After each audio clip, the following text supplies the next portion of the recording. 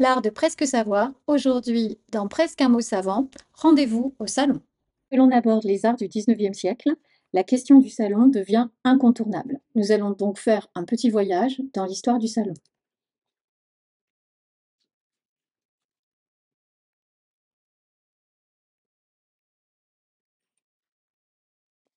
C'est Colbert, en 1667, qui est à l'origine du salon, qui est organisé par l'Académie royale de peinture et de sculpture et permet à ses membres d'exposer leurs œuvres et de les montrer. Cela leur permettait d'obtenir reconnaissance et commande royale. Cette exposition est d'abord irrégulière, avant de devenir un véritable rendez-vous du monde de l'art parisien.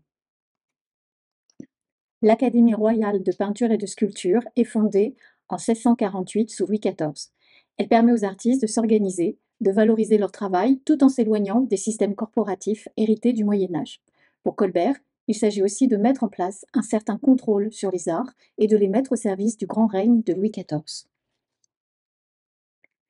Les premières expositions ont lieu dans les jardins du Palais Royal, qui ne possèdent pas encore à cette époque les fameuses galeries qui seront mises en place par la famille d'Orléans comme source de revenus. Puis le salon va déménager au Palais du Louvre. Il devient alors le Salon, avec un S majuscule, parce qu'il s'organise dans le Salon carré du Louvre. Il devient régulier en 1725, tous les 2 ans. Il est ouvert au public, ce qui démocratise partiellement l'accès à l'art. L'Académie impose des normes strictes, notamment dans le choix des sujets, comme nous l'avons vu par ailleurs dans la bataille des couleurs.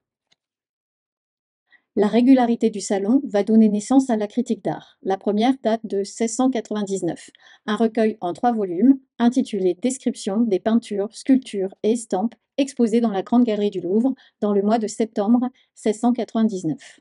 La production artistique présentée au salon s'accroît considérablement au milieu du XIXe siècle, ainsi que l'affluence de visiteurs qui peinent à se forger un jugement, d'où le succès de ces comptes rendus dans la presse. Le critique devient un médiateur à la suite du premier d'entre eux, Diderot.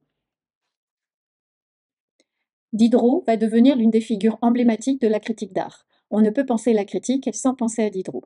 En 1759, Melchior Grimm demande à Diderot d'écrire des comptes rendus des expositions au salon, destinées à la correspondance littéraire. Diderot présente chaque salon sous forme d'une lettre, avec critique, analyse et commentaires. L'art se retrouve mêlé à la littérature et vice-versa. La critique de Diderot porte principalement sur les œuvres exposées. Il n'est pas le premier critique d'art, mais il est le critique d'art à l'origine de la création d'un genre littéraire nouveau, la critique d'art. Du XIXe siècle, la production artistique présentée au salon s'accroît. Les visiteurs ont de plus en plus besoin de tri, de sortes de guides du salon qui vont être rédigés par des écrivains. À la suite de Diderot, Charles Baudelaire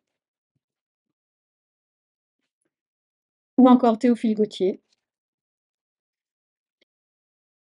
mais aussi Zola, pas toujours avec succès lorsqu'il s'agit de Zola, mais ça c'est une autre histoire. La critique peut prendre un tour moins littéraire et plus artistique, avec le salon caricatural, où des caricaturistes vont s'emparer avec humour de la critique artistique. Cam souligne ici la petitesse d'un tableau évoquant l'épopée napoléonienne, qui aurait été beaucoup plus grand une cinquantaine d'années plus tôt.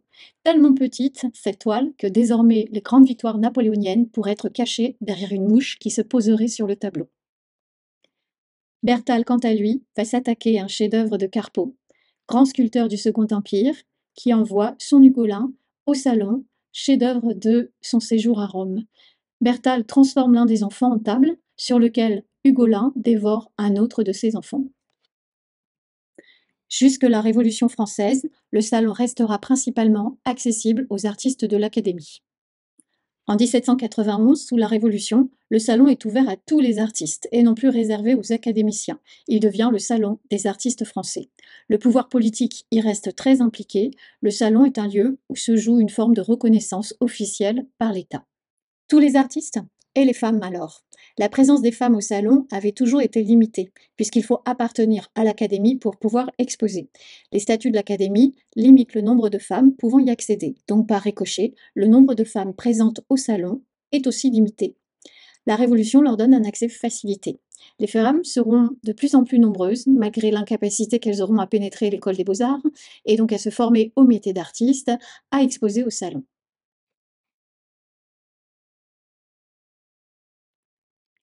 Catherine Duchemin est la première femme à être reçue à l'Académie.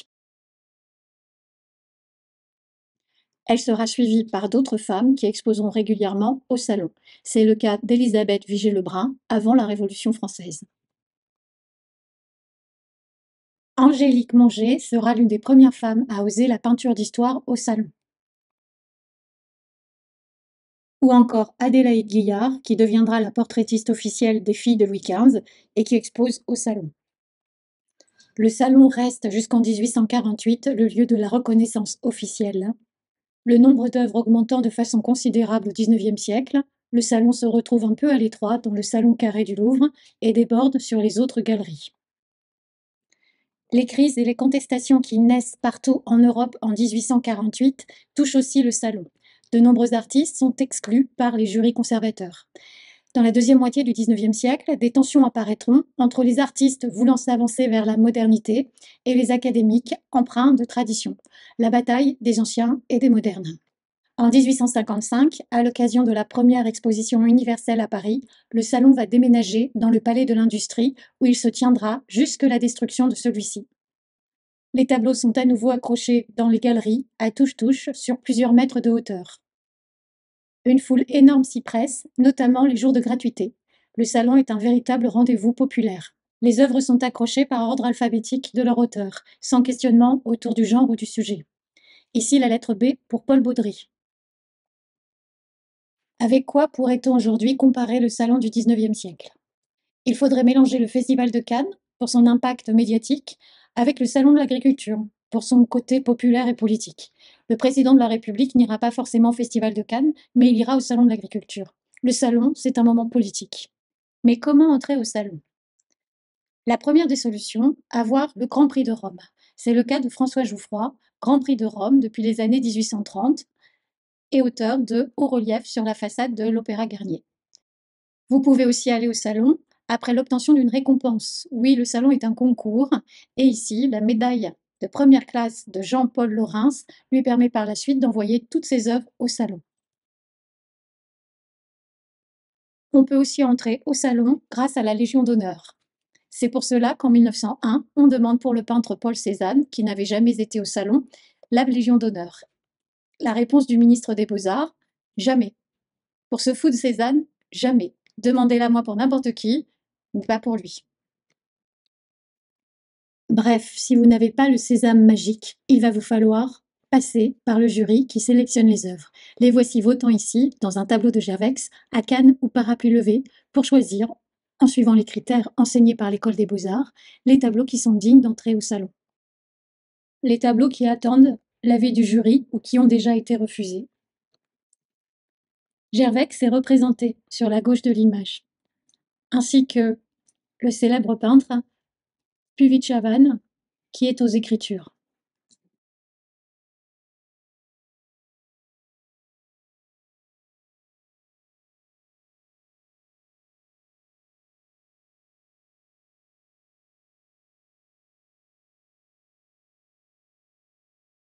Accepte ou refuse les tableaux, à coups de canne et de parapluie levé.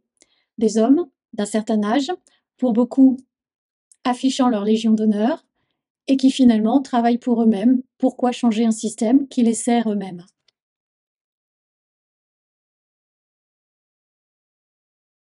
Avec ici une naissance de Vénus, déjà 1000 fois vue au salon. Prenons le cas du jury de 1874. 176 peintres ont pris part au vote le 23 mars 1874. Le jury est composé aux 3/4 de membres élus par les artistes, un quart nommé par l'administration. 1100 peintres vont exposer cette année-là. Le jury est conservateur, il est enclin à défendre les principes de l'Académie et à exclure ceux qui ne sont pas passés par l'Académie, et en particulier les femmes, puisqu'elles n'y seront admises qu'en 1897. 13% des artistes qui exposent sont des femmes, elles exposent principalement dans ce qu'on appelle les genres mineurs. Au salon de 1874, les artistes sont autorisés à présenter 3 œuvres dans chacune des 7 catégories officielles. Près de 7000 œuvres ont été présentées au jury.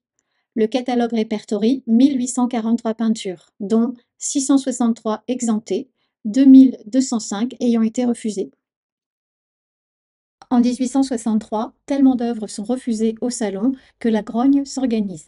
Napoléon III lui-même, ne comprenant pas pourquoi ces œuvres sont refusées au Salon, décide de les exposer au Salon des refusés, une rupture majeure dans l'histoire du Salon. La plupart de ces œuvres sont totalement en adéquation avec le style du Salon, mais parmi elles, quelques exceptions, dont le déjeuner sur l'herbe de Manet qui fera scandale. 10 ans plus tard, en 1873, un nouveau Salon des refusés sera organisé. En 1880, l'État finit par se désolidariser du salon et décide de laisser aux artistes le soin de l'organiser. Les artistes seront désormais à la tête du Salon des artistes français, reproduisant les mêmes schémas que précédemment. Cela engendrera des scissions parmi les organisateurs et la création de salons alternatifs qui deviendront de plus en plus nombreux. Le premier de ces salons est le Salon des artistes indépendants, créé en 1884. Il se propose d'accueillir les artistes sans jury et sans récompense. Ce salon sera célèbre pour avoir exposé les fauves et les néo-impressionnistes. Signac en deviendra le président en 1908 et n'hésitera pas à créer, en 1911, une salle autour du cubisme. D'autres salons naîtront au fur et à mesure de l'histoire, comme le Salon d'automne en 1903, le Salon du Champ de Mars ou le Salon des Tuileries. Quant au Palais de l'Industrie, il disparaîtra avec l'exposition de 1900. À son emplacement, on construira le Grand et le Petit Palais. C'est désormais au Grand Palais qu'aura lieu le Salon. C'était l'art de presque savoir, presque un mot savant, et pour continuer avec art et savoir, la conférence Accepter ou refuser, comment entrer au Salon.